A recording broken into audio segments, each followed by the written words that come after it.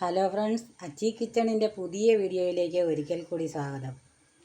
ഇന്ന് നമുക്ക് മുരിങ്ങയില ചമ്മന്തി ഉണ്ടാക്കിയാലോ?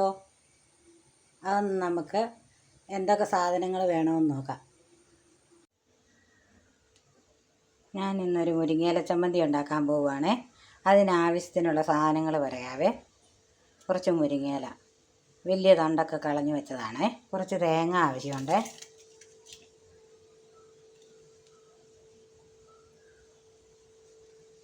രണ്ട് വറ്റൽമുളക്, 2 പച്ചമുളക്, ഉള്ളി, പിന്നെ കുറച്ച് ഉപ്പും, ആവശ്യത്തിന് ഉപ്പും.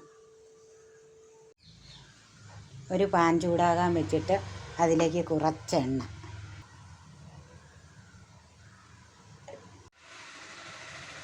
പാനിലെ എണ്ണ ചൂടായേ അതിലേക്ക് ഉള്ളിയോ കുഞ്ഞുള്ളിയാണേലും കുഴപ്പമില്ല.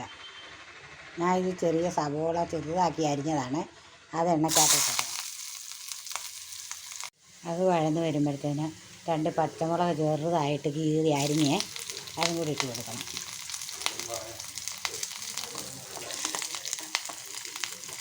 പിന്നെ 2 വറ്റൽമുളകും കൂടെ അതിൻ്റെ കൂട്ടത്തിൽ. അതും കൂടെ ഒന്ന് ചൂടായി വരട്ടെ. ചെറുതായിട്ടൊന്ന് ചൂടായാൽ മതി. ഇതിനോട്ട് ആവശ്യത്തിന് ഉപ്പുവേ. ഇതൊന്ന് വഴന്ന് വരട്ടെ. അങ്ങനെ ആയപ്പോഴത്തേനും അത് കോരി മാറ്റി വെക്കാവേ. അത് വഴറ്റിയതെല്ലാം കൂടെ വേറൊരു പാത്രത്തിലേക്ക് മാറ്റി വയ്ക്കണേ. വീണ്ടും ആ പാനിലോട്ട് കുറച്ച് എണ്ണ ഒഴിച്ച് ചൂടാകാൻ വെക്കണേ. അതൊന്ന് ചൂടായി വരട്ടെ. എണ്ണ ചൂടായി വരുമ്പോഴത്തേനും നമ്മൾ ഒരുപാട് തണ്ടൊന്നും കളയണ്ട. കുറച്ച് മുരിങ്ങയില ഇട്ട് കൊടുക്കണേ എണ്ണയ്ക്കകത്തോട്ട്. കുറച്ച്,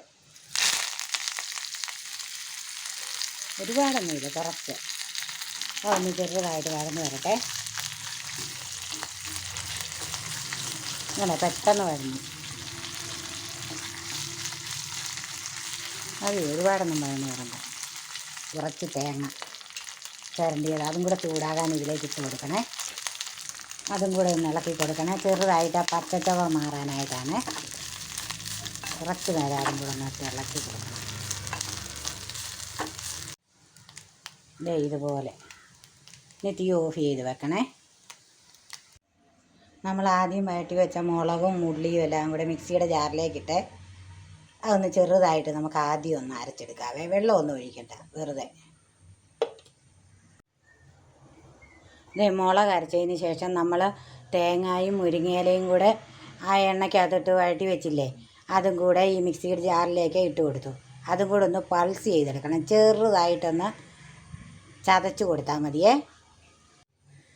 ഇതുപോലെ ഇങ്ങനെ ചതച്ചെടുത്ത് വെക്കണേ. ഇതുപോലെ. അതൊന്ന് ഇനി കഴിച്ച് നോക്കാം നമുക്കേ. അടിപൊളി മുരിങ്ങയില ചമ്മന്തി റെഡിയായി കഴിഞ്ഞു. എല്ലാവരും ഒന്ന് ട്രൈ ചെയ്ത് നോക്കണേ.